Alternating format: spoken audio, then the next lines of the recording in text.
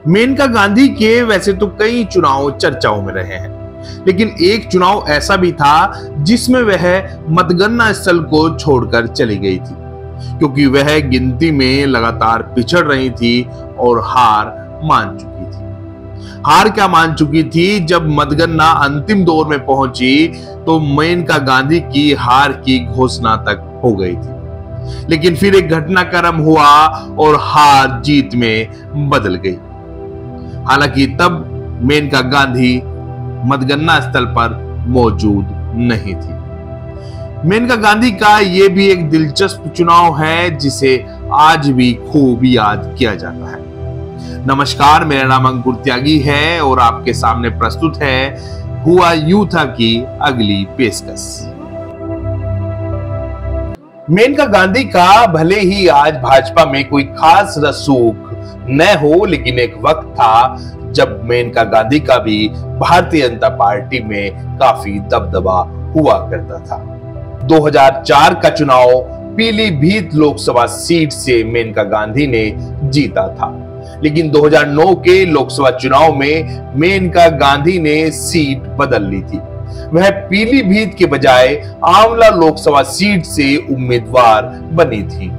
Samajwadi party से Dharmendra Kashyap, Bahujan Samaj party से कुंवर सर्वराज सिंह, महान दल से महबूब अहमद खान उम्मीदवार थे। समाजवादी पार्टी के प्रत्याशी धर्मेंद्र कश्यप से मेनका गांधी को कड़ी चुनौती मिल रही थी और बसपा उम्मीदवार भी मजबूत चुनाव लड़ते हुए मुकाबले को त्रिकोणीय तो बना ही रहे थे, लेकिन कहीं न कहीं मेनका गांधी अपनी जीत को लेकर तो आश्वस्त थी। मतदान के बाद मतगणना की घड़ी आई। आंवला लोकसभा सीट की मतगणना नरियावाल अनाज मंडी में चल रही थी और भाजपा उम्मीदवार मेनका गांधी के चुनाव प्रभारी भाजपा नेता कुंवर सुभाष पटेल थे।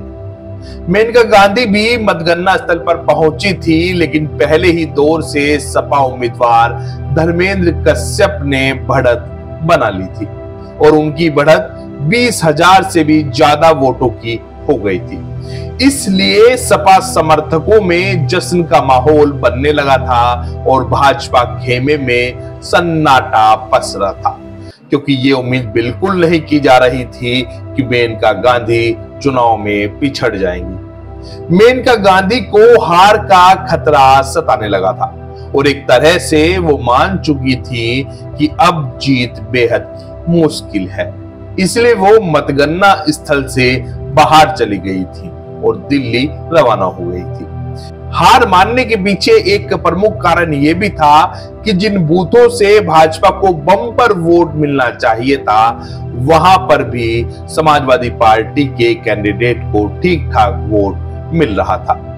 रुझान देखकर चर्चा होने लगी थी कि मेनका गांधी ने पीलीभीत छोड़कर बहुत बड़ी गलती कर दी है, क्योंकि लगातार मेनका गांधी सपा उम्मीदवार धर्मेंद्र कश्यप से पिछड़ रही थी। और हुआ तो यह भी था कि मेनका गांधी के 22,000 से ज्यादा वोटों से चुनाव हारने की घोषणा भी हो गई थी।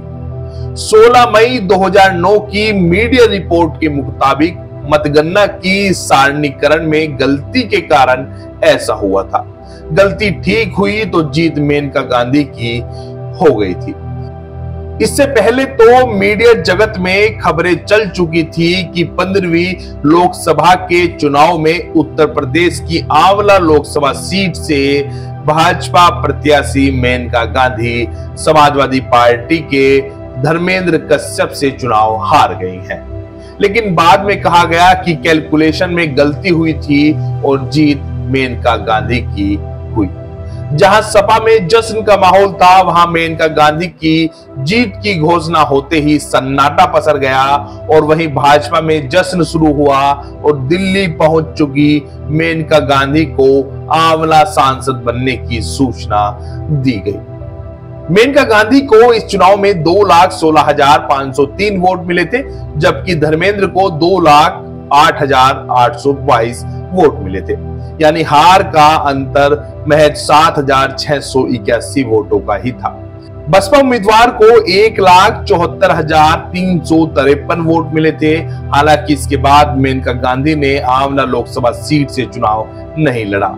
2014 और 2019 में धर्मेंद्र कश्यप भाजपा से चुनाव लड़े और जीत दर्ज की थी। इस बार भी यानी कि 2024 के लोकसभा चुनाव में भी भाजपा से धर्मेंद्र कश्यप ही मैदान में हैं, जबकि समाजवादी पार्टी ने नीरज मौर्य को उम्मीदवार बनाया है। उम्मीद करते हैं कि आपको हमारा यह एपिसोड भी पसंद आया होगा। हमारे YouTube चैनल को सब्सक्राइब करें, Facebook पेज को फॉलो करें, अपने बहुमूल्य सुझाव भी हमें देते रहें। आप सभी का बहुत बहुत धन्यवाद।